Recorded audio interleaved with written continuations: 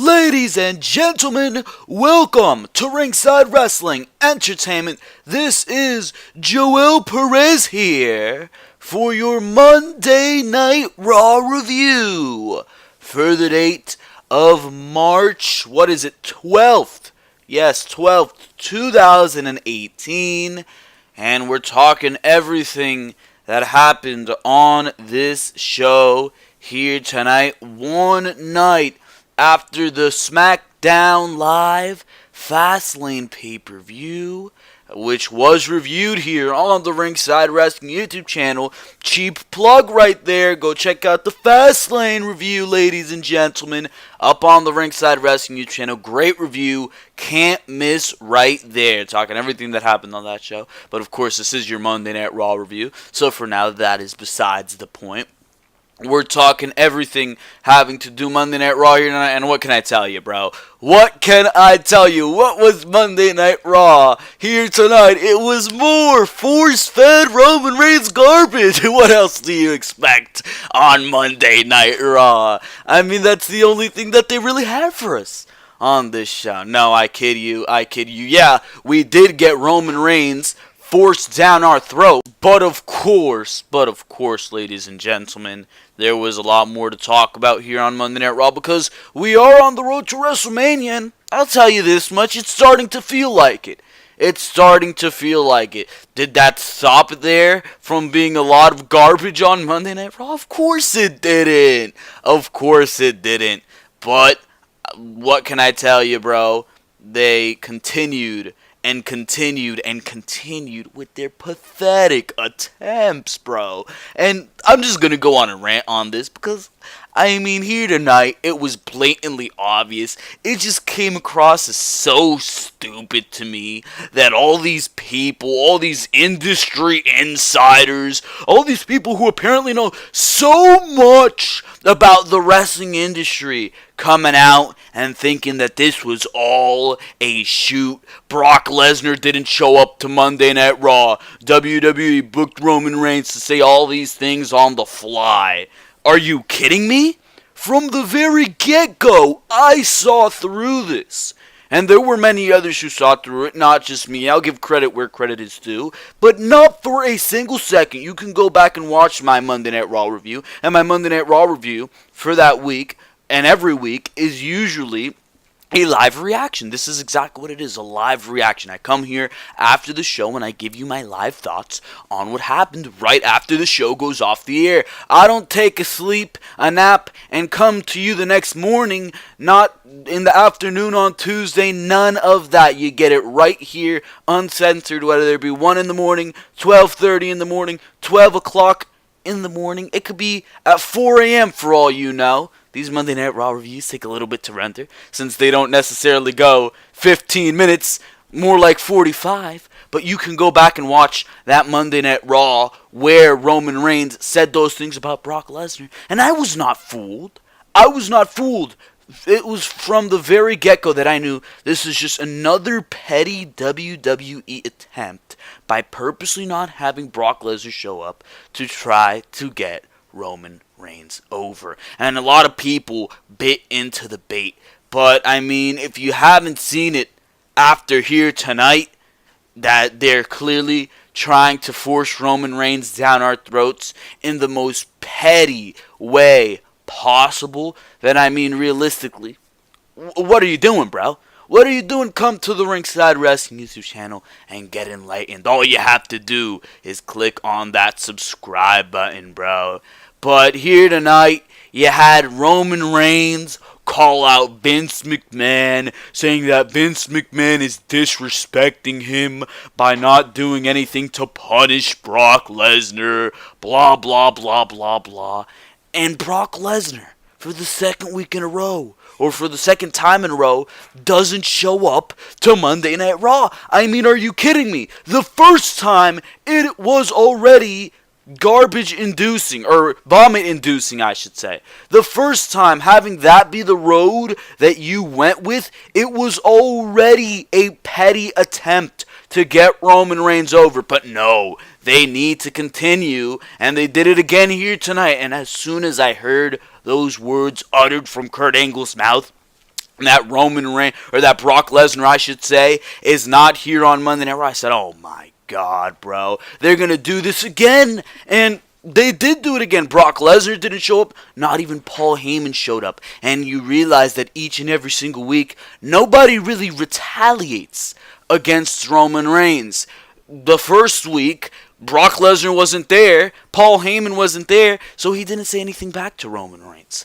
The second week, Paul Heyman said what he needed to say about Roman Reigns, really praised Roman Reigns more than he did bash him.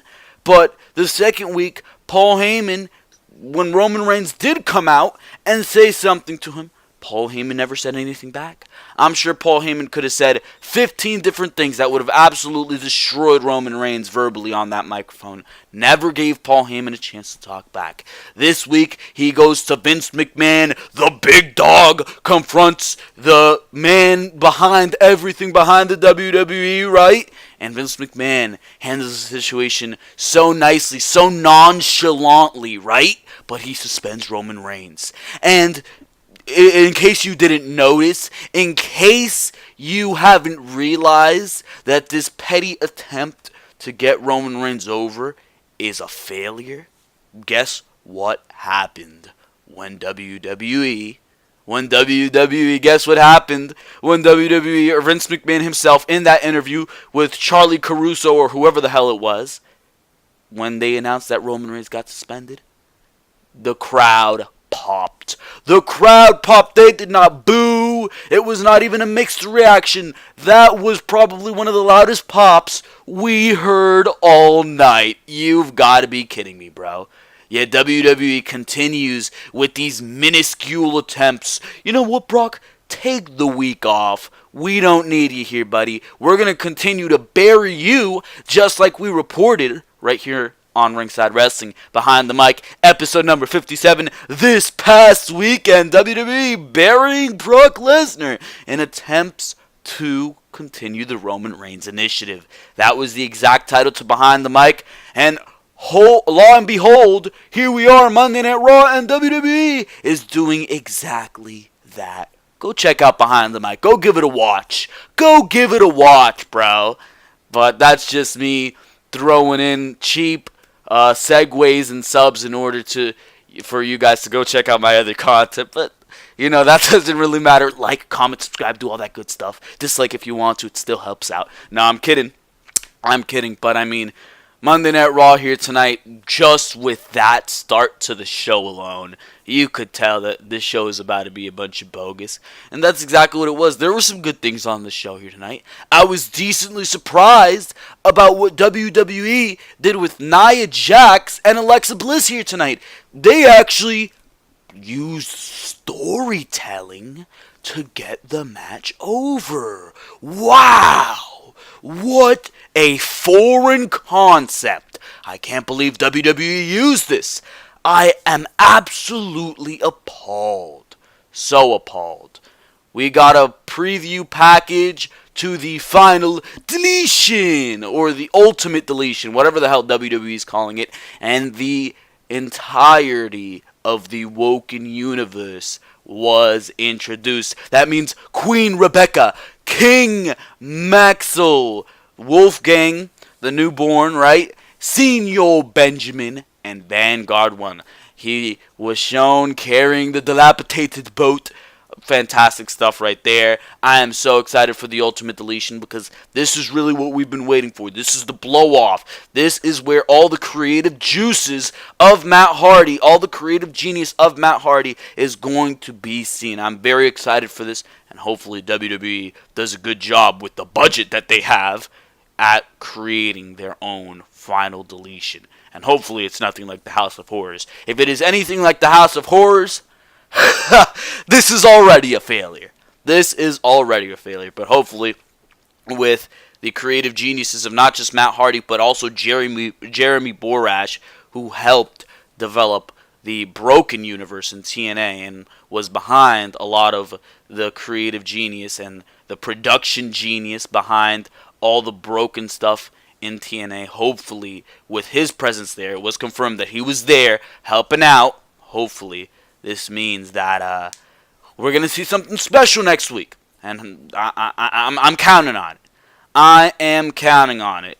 Things that were not so good on Monday Night Raw here tonight. The tag team division, the tag team division, the tag team division on Monday Night Raw is made up of buried jobbers. You're either buried in the tag team division or you were a jobber to begin with. If you were a jobber to begin with, your name would start with Rhino and Heath Slater. You would be a Axel and Dallas.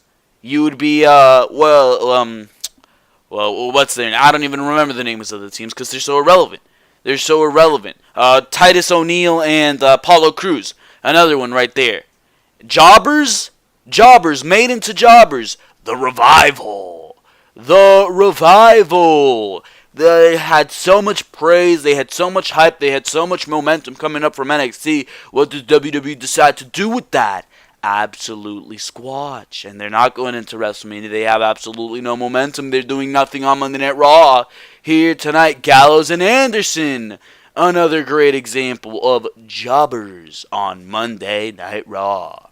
The tag team division is in such utter misery that there was a tag team battle royal to determine who the Bar would face at WrestleMania. And Braun Strowman, one single man, was able to win a tag team battle royal. And you know what? You know what's so sad about that?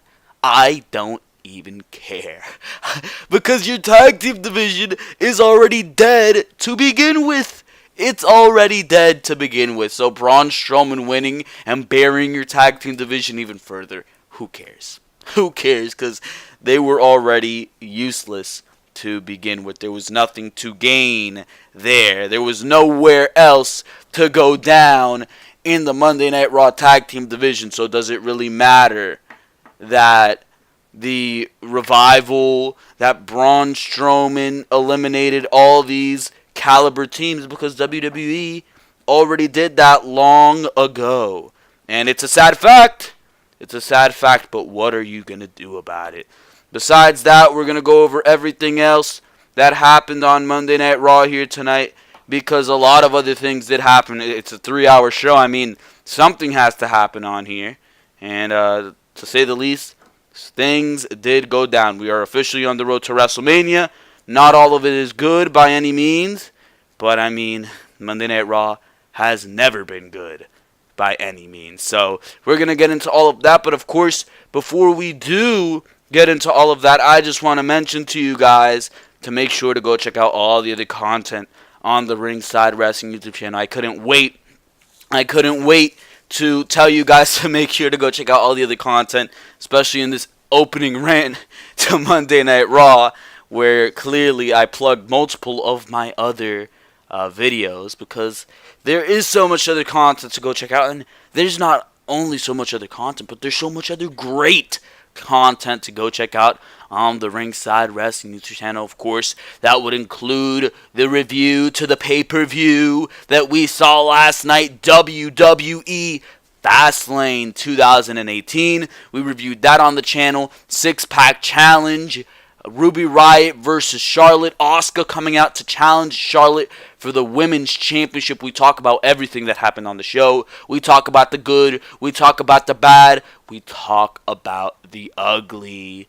And, I mean, realistically, it was a decent pay-per-view. So we talk about that. We talk about what everything happened on that pay-per-view, how that impacts SmackDown Live going into the future, and predict what is going to go down at WrestleMania, which that pay-per-view actually gave us a very good outline of what SmackDown is going to be doing going in to WrestleMania. But, of course, make sure to go check out that. Make sure to go check out your WWE Fastlane preview and predictions to see what my mindset was going in to that pay-per-view. Make sure to go check out the Behind the Mic episode number 57, like I mentioned earlier. We're talking about WWE burying Brock Lesnar, keeping him off of these shows purposely in order to further the Roman Reigns initiative. And we talk about Braun Strowman possibly not having plans for WrestleMania on there. Clearly, he now does have plans after Monday Night Raw here tonight, after he won a tag team battle royal in order to get to WrestleMania. We're going to discuss what I think WWE is doing with that, and it has to do with Samoa Joe. So we're going to talk about that later on in this Monday Night Raw review as well.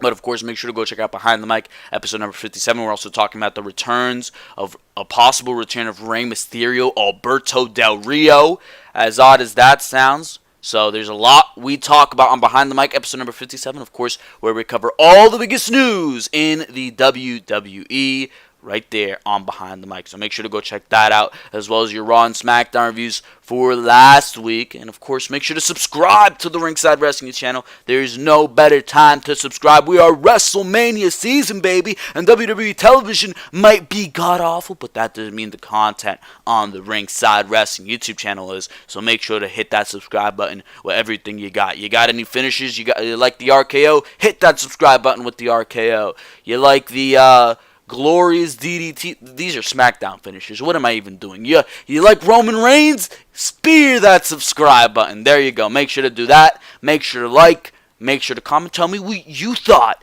about Monday Night Raw here tonight. But because, of course, your opinion is just as important as mine. And, of course, I will actively discuss what you commented on the comment section with you guys if you do choose to tell me what you thought about the show, or tell me what you think about me. Do you think I'm a clown? Do you think I'm good at what I do?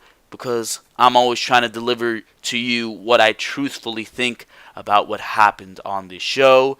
And I mean, realistically, didn't see a lot of good on Monday Night Raw here tonight, besides a few select segments. One of those segments I actually forgot to mention in the opening rant. John Cena coming out and calling out The Undertaker. Can't believe I forgot that one, but John Cena did come out and do that here tonight. We're going to vividly discuss that segment. But of course, in order to vividly discuss that segment, we got to go straight into the Monday Night Raw review. And we're going to do that right now. So make sure to do all that good stuff that I just told you to do. Like, comment, subscribe, of course. Because for now, ladies and gentlemen, we're going straight into your Monday Night Raw review. And like I mentioned, Monday Night Raw here tonight started off with what you can only say was a bogus segment here tonight, with Roman Reigns coming out after Brock Lesnar conveniently did not show up for the second time in a row. So like I always do, I'm going to play you guys the segment that we seen here tonight on Monday Night Raw. And then, of course, I'm going to sound off on what I thought about that. So, here it is. Roman Reigns sounds off on Mr. McMahon here tonight on Monday Night Raw. I want to take us to the Universal Championship match. Brock Lesnar versus Roman Reigns, which will be a match for the ages. But as far as tonight is yeah, sure, Kurt. Unfortunately, I was just told that Brock Lesnar would not make it here tonight. Darn, isn't that convenient for Reigns? I was Bullshit. told he might have had transportation issues, or he just wasn't feeling well, or he just decided not to show. But regardless, we're going to have a great show tonight. I literally said this a couple weeks ago, and I wasn't lying. I wasn't lying. lying. Me. He doesn't respect this company, and he doesn't respect anybody here in Detroit. Brock Lesnar didn't show up for work today.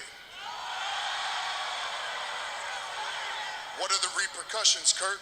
What kind of trouble is he in? What kind of penalty is there going to be for him, huh? Don't answer. I will, because there's not going to be, because he's Vince's boy.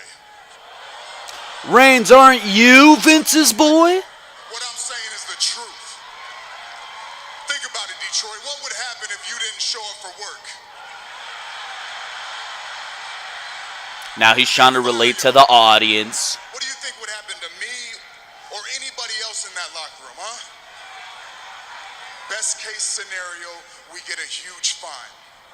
Worst case scenario, we can't feed our kids now. And that's a problem. It's not fair, and that's a problem. And you're not the problem, you're just the middleman. The real problem is Vince McMahon. He is the problem, but not in the way you're talking about. Before I came out here, and he didn't even have the courtesy or the respect to let me know what was happening tonight. Instead, you had to tell me live on TV out here. That's a man I bust my ass for. I travel all over the world. I'm not at home the majority of the year for him and this company. So it's one thing to be disrespected by Brock Lesnar, but I will not be disrespected by Vince McMahon. So Reigns gets off the microphone. He walks to gorilla position, which they call the locker room on commentary, by the way, multiple times. I understand exactly what Roman's feeling right now. I mean, he's irate with good reason, but I just hope Roman doesn't do something stupid. Where's he going? What's going on, man? So he goes to Vince. Shane, just to take a quick pause here, Shane McMahon is conveniently there, despite the fact that he's the commissioner of Smackdown. Like Kevin Owens put it perfectly on his Twitter here tonight, Shane McMahon was right there sitting next to Daddy, despite he being the commissioner of Smackdown, the brand which, when Survivor Series comes around, there's cold blood with between Raw and SmackDown. But yeah, none of that. That's just scrubbed under the rug. Everything that you've seen in November, completely unnecessary. Garbage. You want to give me storyline continuity? You failed at that with having Shane McMahon there. Ridiculous. Absolutely ridiculous. You could have easily corrected that mistake. No respect here, huh? Just chill out. After all these years, huh? I'm not talking to you. Let's go talk. And Shane was trying to get in the way. Go to commercial. Go. Come on, let's go. Let's go talk about it. Thought he gave off the impression that Vince, that they were going to go to the arena and they were going to get in the ring and they were going to talk about it, but that's not the impression that Vince McMahon gave. They actually talked about it in a backstage room, and Vince McMahon was interviewed. But just to address that promo that Roman Reigns cut, I mean, how much garbage was in that promo? Brock Lesnar is Vince's boy, blah, blah, blah, blah, blah. Reigns, if anybody is Vince's boy, it's you. If anybody has special privileges, it's you.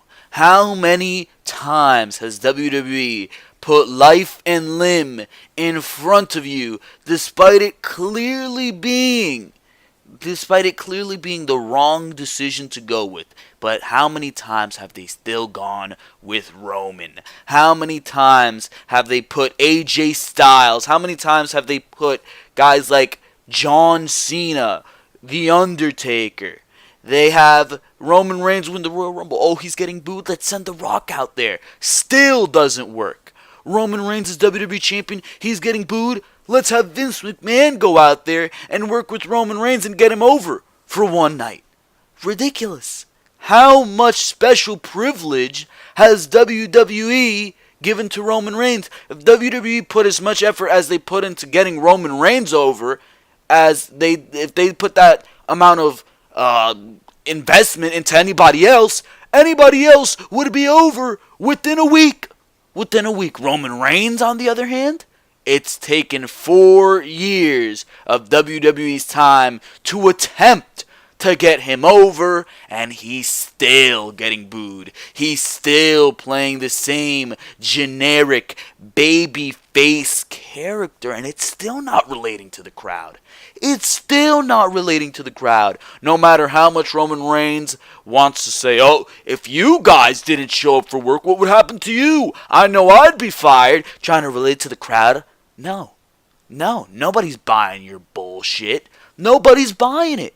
And that's because Roman Reigns, you can see it so simply. He is WWE's corporate agenda. And putting all this heat on Brock Lesnar, trying to get Brock Lesnar hated by the fans. At least that's working, but all that's going to do is backfire. All that is going to do is backfire, because at WrestleMania, when you do decide to put this matchup on last, because clearly WWE is so in love with the big dog, they have to put him on last.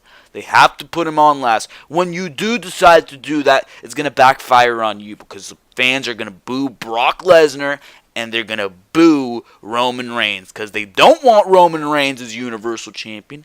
And with the way you've positioned Brock Lesnar to be this bad guy, the anti-WWE guy, Brock Lesnar is going to get booed as well. Your petty attempts to get Roman Reigns over, they can work for one night. He can get cheered by more than 50% of the crowd. It's fine. It's absolutely goddamn fine. But when WrestleMania comes around, you're not going to be seeing anything but backlash and hate, and it's going to be a perfect representative of the fact that this Roman Reigns initiative that WWE has been shoving down our throats for 4 years is a goddamn failure. And WWE continued beyond this segment, beyond that promo, to try to get Roman Reigns some sympathy here, because Mr. McMahon suspended Roman Reigns live on Monday Night Raw. Here's the segment. Renee Young interviews Vince McMahon after he comes out of a locker room or whatever the hell it was, after giving a talking to the big dog. I'm outside Mr. McMahon's office per his request, and during the break, both Mr. McMahon and Roman Reigns entered the office, and things got pretty loud, but not what I would call completely out of hand, and it seems to have settled down in the last 30 seconds or so. So right now I'm just hoping to stand by and get a question with Roman Reigns. Excuse me, Roman, if I could just get a quick Reigns question comes about out, what just happened in the ring. walks straight away. Clearly Roman Reigns is still very upset about what has just transpired. Vince comes out. So just to get everybody up to speed on all this kind of stuff, a little bit rattled here, but look, Brock Lesnar is not my boy. Brock Lesnar's not Paul Heyman's boy. Brock Lesnar is not anybody's boy. Brock Lesnar's a man. He's his own man. As far as disrespecting Roman, I have no intention of disrespecting Roman. That's not the case. I think he's a great competitor. But I just and he is. Roman of something maybe he didn't want to hear, and that is an expression that his cousin The Rock used to say. And The Rock used to say, "Know your role and shut your mouth." By the way, that's another attempt to try to get Roman Reigns over.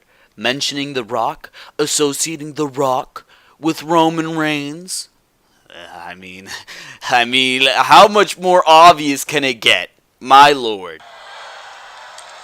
Now, does he have certain privileges? He does, and I'll get to that in a moment. But does Brock, does he like people? No. Brock Lesnar doesn't like people. That doesn't make him a bad guy. That just makes him an individualist. Does he respect the W Universe? The WE Universe? Not. I think the one thing Brock Lesnar does respect more than anything else in the world, and that's competition, be it in the ring or in the octagon. Does Brock have special privileges? He does. But I think he's earned most of those privileges. And sometimes talent takes advantage of things that are given to them. And, Brock can get a little bit out of line, but I assure you this, that next week, Brock Lesnar will be here on Monday Night Raw. And I assure you that Brock Lesnar will compete for the Universal Championship at WrestleMania against Roman Reigns. And by the way, will he be here next week? People must be saying, wait a minute, I've heard that before. Let me just say you've got my word on it. Okay? One other thing, and that is this word of respect and so forth and the lack of it. Let me just say that based on what just happened, Roman Reigns has been temporarily suspended.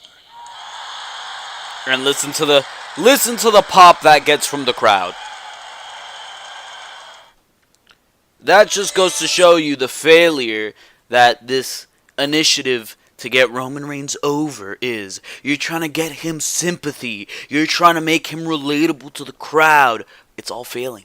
It's all failing, and there's one reason for that. It's because it's not genuine. It is not genuine. Roman Reigns, he's great in the ring. He's great in the ring, no doubt about that. Is he the greatest in the ring? No, I can probably name you about 15 other guys in this company right now who I would prefer inside of that ring than Roman Reigns, and I'm sure most of you can too. Does he cut the greatest promo? No, I'd rather take a Samoa Joe on the microphone much over Roman Reigns. I'd rather take a John Cena on the microphone much over Roman Reigns. I'd rather take a Miz on the microphone much over Roman Reigns. AJ Styles, who's not the greatest on the mic by any means, I'd rather take him on the microphone than Roman Reigns. Kevin Owens, Sami Zayn, all these guys that I can name who are better on the microphone than Roman Reigns. Top of that, Roman Reigns. Where's the gimmick? Where's the gimmick? What's the gimmick of Roman Reigns? Being this tough Samoan badass. Nobody can stand up to him. He pretty much has the same gimmick that he had in the Shield. He comes out to the same music, pretty much. The similar music that he had in the Shield. He still wears the vest. He never dropped the gimmick. He never reinvented like Rollins or Ambrose did. Two guys who I would take both in the ring and on the mic. Actually, I think I'd take Reigns over Ambrose in the ring based on what we last saw. Ambrose got very formulaic in the ring. But on the microphone, I'd rather take a Dean Ambrose promo. I'd rather take a Seth Rollins promo. Roman Reigns is not by any means the best at what he does. And that needs to be recognized. And the thing with WWE is that they want to give you too much too fast. Instead of letting us respect what Roman Reigns can do, giving him a heel run where he would much more excel, because that's the type of attitude he gives off. He's a cocky son of a bitch. You can tell. You can tell, bro. That's why he's not likable. He does not have a likable personality. You turn him heel, let the crowd respect him through his heel work, because when he's a heel, he'll probably be great in the ring, and he'll probably excel on the mic because it's what's genuine, it's what's natural. And then when he has earned the respect, let him turn babyface, because people know what he can do. And from there, you book accordingly. But WWE has tried to make Roman Reigns the John Cena of this company. They've tried to force him down our throats and say, this is the guy. Well, that isn't the guy. I can name you 15 other guys who are better at being the guy than Roman Reigns is at being the guy. Is he talented? Of course he is. Of course he is. But should he be in the position that he is in? No. Would it be okay if WWE would have approached this a different way, to have Roman Reigns in a similar position, not at the A-list level that he is, but in a similar position? Yes, Roman Reigns is talented. He should be at the top. But the way they are pushing this, 4 straight WrestleMania main events in a row, I'm sick and tired of it by now, bro. And the fact that you put your entire locker room at stake, you've put all your programming in the past, and even now, in jeopardy, just to get this guy over? No, bro. I am not taking that garbage. And neither are the fans. So, there you go with that. That's my opinion on that. WWE, petty attempts to get Roman Reigns over. And once again, as you saw by that reaction when Roman Reigns got suspended, it did not work. So there you go with that. We move on here to talking about Sasha Banks versus, Sasha Banks versus Sonya Deville. This matchup wasn't anything special. I mean, really, what can you say about this? This was just, I guess, to further Sasha Banks versus Bayley. Sasha got the win due to an assist by Bayley, because Bayley took off the Absolution member that was trying to interfere. So she pretty much repaid Sasha, because Sasha helped her from an Absolution attack last week. But as soon as the match was over, Bayley walked to the back. Sasha got attacked. Bayley never came back. So they're slowly building towards something between Sasha and Bayley. What worries me is that here tonight, they announced the Fabulous Moolah Battle Royal. I might as well talk about it here tonight. Clearly, this is going to be the women's version of the Andre the Giant Memorial Battle Royal, and this is going to serve as a matchup which is going to allow all the women to get on the show. And that has me utterly terrified that Sasha and Bayley are not going to get the spotlight that they deserve, that they're either going to get put on the pre-show in a singles matchup, or they're going to get stuck in this battle royal, when realistically, the position they deserve to be in is for that women's championship, representing Monday Night Raw as the feud going into WrestleMania. Now, don't get me wrong, what Nia and Alexa did here tonight was great, and we'll go over that. And we will go over that. What Nia and Alexa did here tonight was great. But imagine if WWE put the effort into Sasha and Bayley that they did with Nia and Alexa here tonight. It wouldn't even compare. Because Nia and Alexa, they can be giving you great storyline, and you can start, at least I'm starting to get invested into that. If they continue, we'll see from here. But be honest with yourself. Do you really give a crap about the matchup? Because I know I don't. I know that matchup is going to be a sack of shit. But what it has going for it is that I'm invested in it. But imagine what they can do with Sasha and Bayley, who have this chemistry working with each other. Sasha Banks, who has been the best in-ring worker of the year, who has dealt with frustration. Imagine if they put the effort that they put into Nia and Alexa with the storytelling and the betrayal and all that good stuff into Sasha versus Bayley. And if it was for that women's championship, and we saw the in-ring caliber match that we saw at NXT TakeOver Brooklyn years ago, it would be leagues and bounds ahead of whatever Nia and Alexa are doing. And that's why I continue to argue that Sasha Banks and Bayley should be in that position. Clearly, they're not going to be anymore. They're well ahead into Nia versus Alexa. Asuka has challenged Charlotte at this point. But I mean, realistically, it is not the matchup you should be going with. Alexa has been a piss-poor champion as of late. She didn't defend the championship since October before the Elimination Chamber. You can't deny her mic skills. She's fantastic on the mic. But as far as being a champion goes, up to this point, she's been a piss-poor excuse for a champion. And Nia versus Alexa isn't necessarily a matchup that I'm excited for. I'm going to praise and I'm going to talk about what they did later in the night in their segment. But as far as what we should be seeing at WrestleMania, Nia and Alexa is not my idea of that. But Sasha Banks does get the win here. Afterwards, she gets attacked by Sonya Deville and Mandy Rose. Cole leads us to the video package for 2018 Hall of Fame celebrity inductee Kid Rock. I could not care less.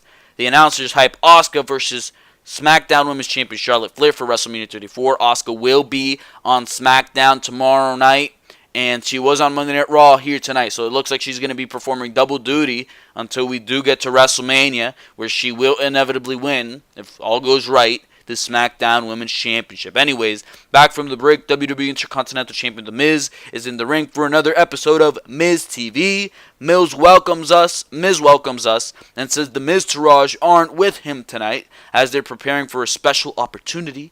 Miz says they have earned the shot at possibly getting a WrestleMania 34 match.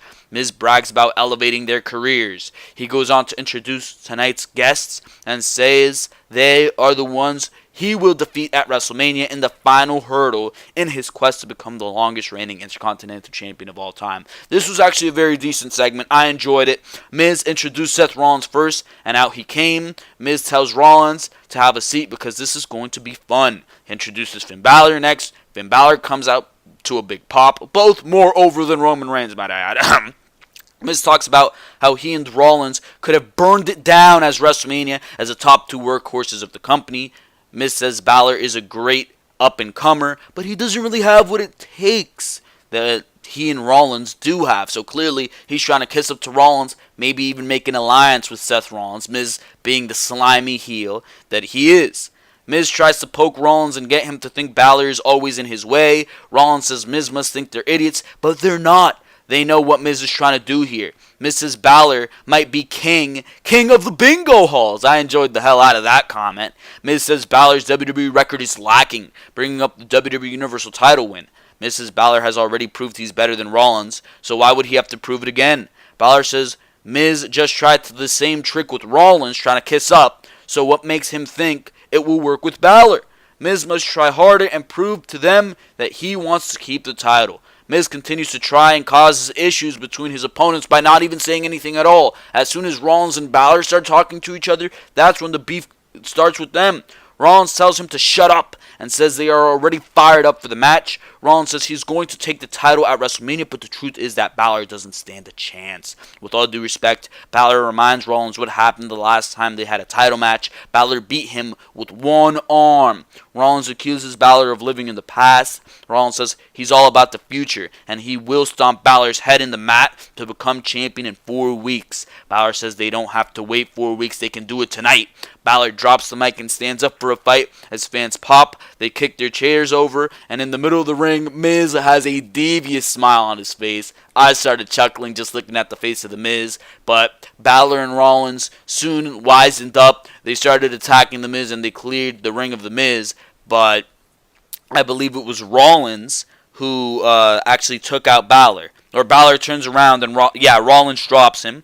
Rollins talks some trash, points at the WrestleMania sign, because everybody got a point. Everybody got a point, and it was Seth Rollins versus Finn Balor in a very good match on Monday Night Raw after that. Here comes garbage. It was the Bar versus the Miz Taraj. Back to garbage here. We go to the ring, and Curtis Axel is out with Bo Dallas. Raw Tag Team Champions, the Bar, out next for a non-title match as the Miz Taraj tries to earn a WrestleMania 34 title shot. Cesaro and Sheamus, they hit the corners to pose, but Axel and Dallas attacked them from behind and beat them down. The Bar regroups on the floor and come back into the ring. No bell yet. The Revival were out next. Luke Gallows and Carl Anderson came out. Heath Slater and Rhino came out. Titus Worldwide came out. And they all beat the crap out of Bar. Ridiculous. Absolutely ridiculous segment. I did not care at all because you pretty much introduced all the remaining scrap that you have in your tag team division, and all of these teams garbage. All of these teams garbage, and that's because of your undoing. But that's because of your failure, WWE, to build a viable tag team division. Absolutely abysmal. Thank God they did not go with any of these teams. I would have liked the Revival, but even the Revival is dead. Even the Revival has been buried by WWE. It's so unfortunate, bro. It's so unfortunate. Anyways, we move on to something of note on this show. Something that I'm trying to get to quickly because I want to discuss this in depth. It is John Cena, the franchise player. He wants The Undertaker to return for one more match at WrestleMania. I love the hell out of this segment, and this segment really tells you why John Cena is in the position he's in. He's one of the best promos in the WWE to date. My God, what a promo from John Cena. Here it is. This was live here tonight on Monday Night Raw. What's the worst that could happen? Like if I did the thing right now that I wasn't supposed to do? Does that even change my road to WrestleMania? I'm going to buy a ticket. Well, screw it. I challenge The Undertaker to a match at WrestleMania. I loved it.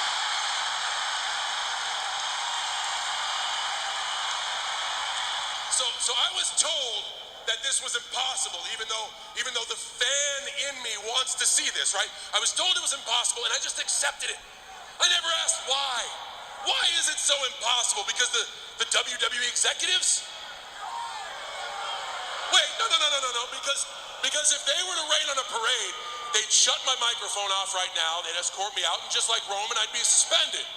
So, we're going to clear the air right now and try this again. I challenge The Undertaker to a match at WrestleMania. I challenge The Undertaker to a match at WrestleMania. I challenge The Undertaker to a match at WrestleMania. And listen to the pop for that. I'm still here. It ain't the WWE, and it ain't any of you keeping that from happening. So John Cena figures it out. One individual keeping a match at WrestleMania with The Undertaker from happening, and that's The Undertaker. So allow me to address the Undertaker himself. Get over your own ego.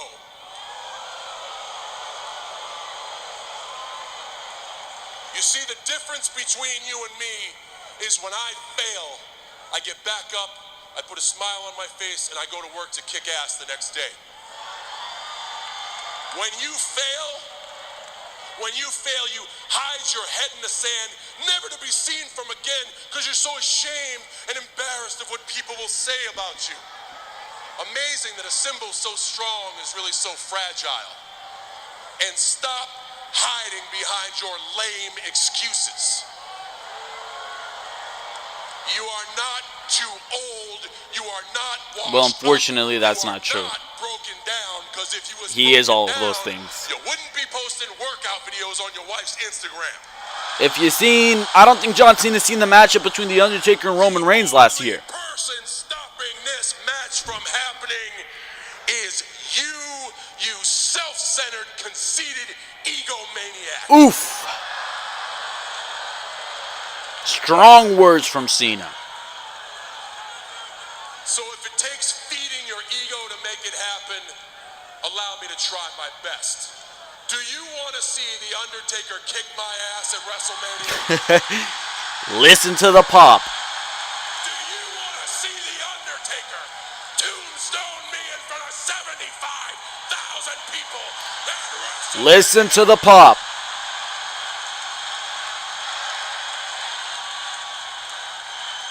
They want to see it, and I'd like to see you try it. Oh. So, Undertaker, at WrestleMania this year, I'm either going as a fan, which will be awesome, because I hope you're going too. It's going to be a party. I'll explain that in a sec. Or I'm going as your opponent, which will be history. The ball is in your court, dead man. Time to see if you're still alive. I love that line. Love it. If I was you, I know what I would do. I would want one more Match. Great stuff from John Cena, bro. Holy crap. It has me excited for this matchup between John Cena and The Undertaker. It does. This is inevitably going to happen at this point. If you believe that The Undertaker isn't going to be either on Smackdown Live tomorrow night, if John Cena shows up there, or on Monday Night Raw next week, you are a dead man because you're just completely wrong. But, I mean, what a promo. What a promo. And by the way, what John Cena was talking about, in case you didn't watch the show, when he was talking about being a fan in the crowd, he went even into the crowd, and he drank a sip of somebody's beer. He was in it with everybody. He's like, well, I guess I'm not going to WrestleMania. I failed time and time again, and I guess I'm just going to buy a ticket and go as a fan. And he even threw a sub at Roman Reigns. He was like, cheer if you guys want to hear it for Roman Reigns. Let's chant, let's go Roman. He started a "This is awesome" chant, and then he's like, let's see if this one works. Let's go Roman. Everybody started to boo. Absolutely fantastic right there. Absolutely adored that part of the promo. Very, very good stuff from John Cena in this promo here tonight. Still didn't see The Undertaker. We're aging closer to WrestleMania, but I mean, it's gonna be special when The Undertaker does show up with the way that they're building towards it. I'm absolutely loving it right now. Now, my concerns still stand. You seen that match between Roman Reigns and The Undertaker last year? You don't think that Undertaker is young. You don't think that Undertaker is not washed up. And you don't think that Undertaker is not beat up. He's exactly those things from what we've seen last year. He walked out, he left all his things in the middle of the ring. It doesn't seem like WWE wants to address that. This retirement of The Undertaker, is that going to be addressed? It doesn't seem like it. John Cena's calling out The Undertaker as if none of that ever happened at WrestleMania 33. Those are still concerns. And that doesn't quite make sense. John, didn't you see the retirement? Isn't that the reason why Undertaker's not coming out? Because he's retired? Never think of that one, John? So my concerns still lie. They're not perfect by any means, But as far as John Cena cutting a massive promo and the crowd being hyped to see this matchup, I mean, this is a dream matchup. This is a dream matchup. Now, it's a dream matchup 4 years too late. Realistically, we should have seen this at WrestleMania 30. Imagine The Undertaker then versus John Cena with the streak still intact, with John Cena maybe even holding the WWE Championship, career versus title, or streak versus title, or wouldn't you be like at the edge of your seat biting all your nails off, or your fingers would be chewed up at the thought of John Cena in 2014 beating the streak? I mean, I think the way you go here is you do career versus career, but even that, what would be the result? What would be the result? Is John Cena really going to beat The Undertaker, and is Undertaker going to take a third loss in like 5 years at WrestleMania? I don't know, but I'm damn well excited to see what this goes on to. I've liked the way that WWE handles this. If it were up to me, Undertaker would have shown up here tonight, but I think it creates even more hype having John Cena call The Undertaker out.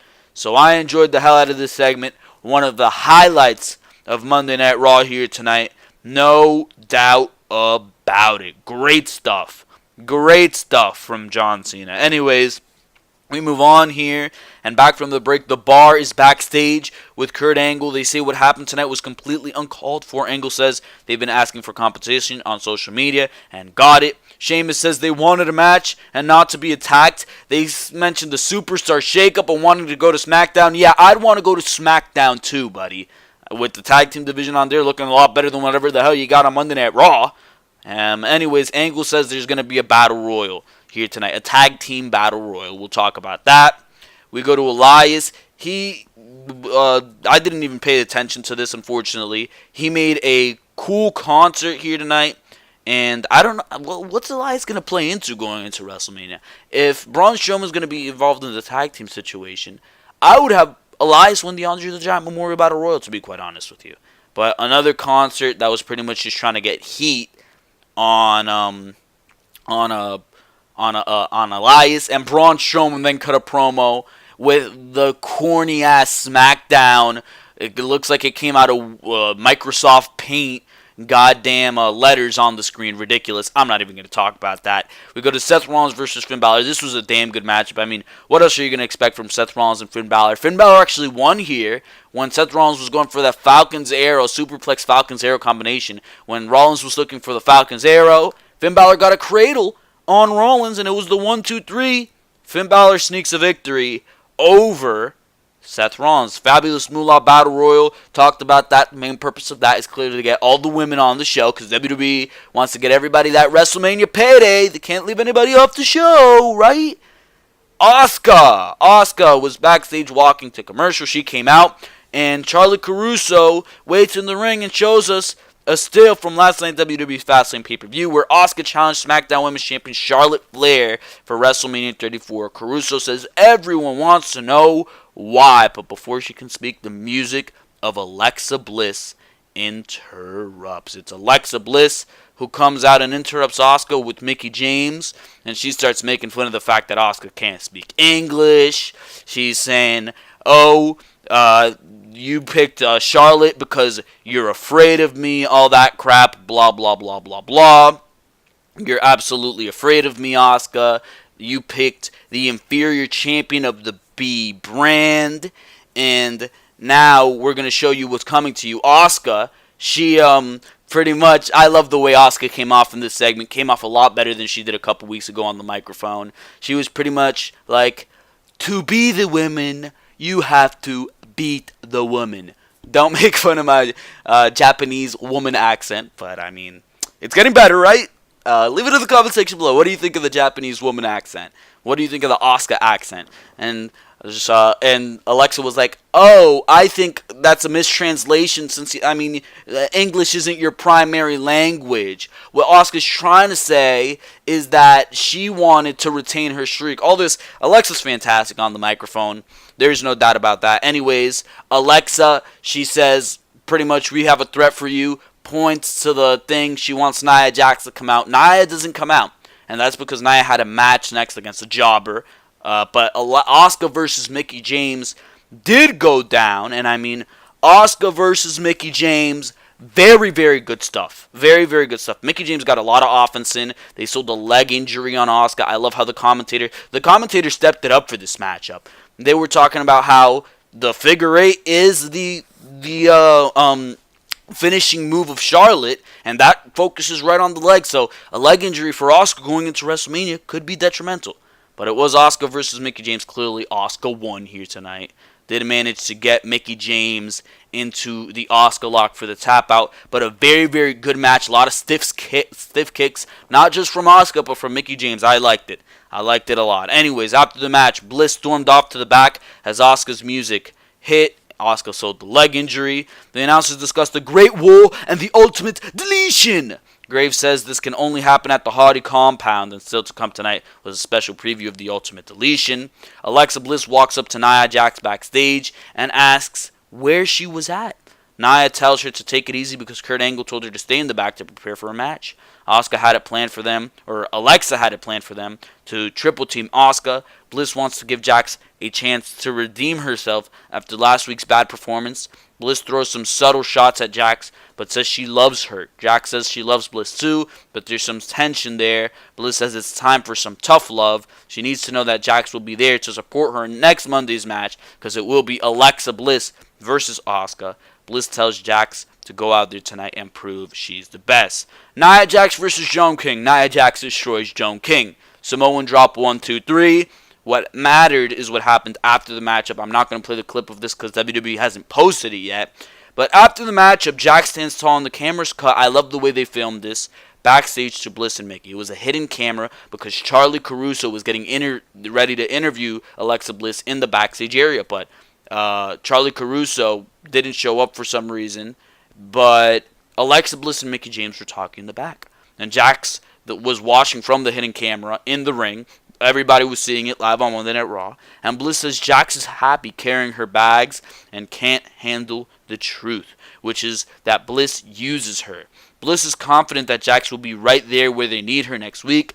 Bliss says she has Jax in the palm of her hand.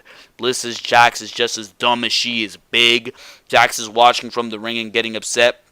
As the trash talking continues, Bliss and Mickie go on about how they will use Jax next week and beat her down if she gets in the way. Bliss and Mickie are tired of waiting on Charlie Caruso to come interview them. She finally comes in and reveals that the mic and cameras have been on and that everyone heard what they were saying.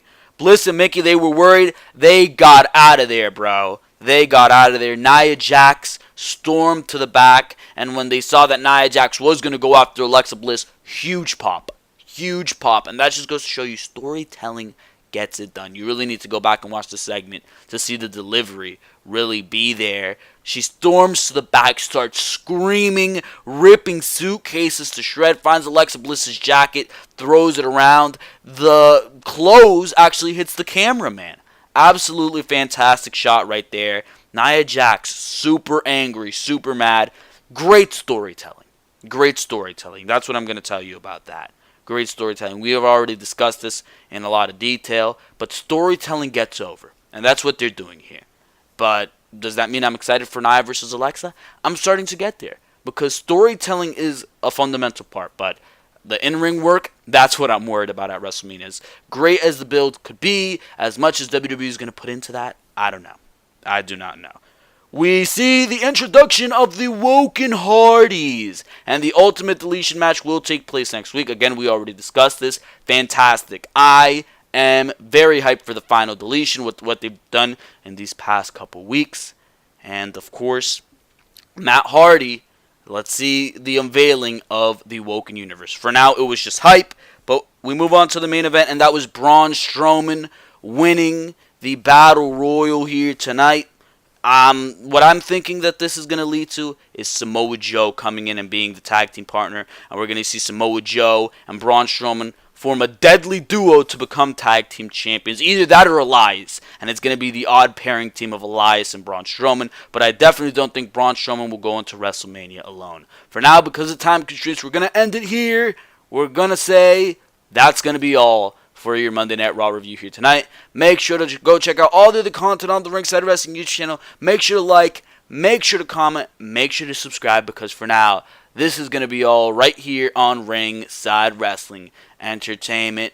This has been Joel Perez, And for now, I am out of here. Thank you very, very much for watching this video. I will see you tomorrow on Ringside Wrestling for your SmackDown Live review.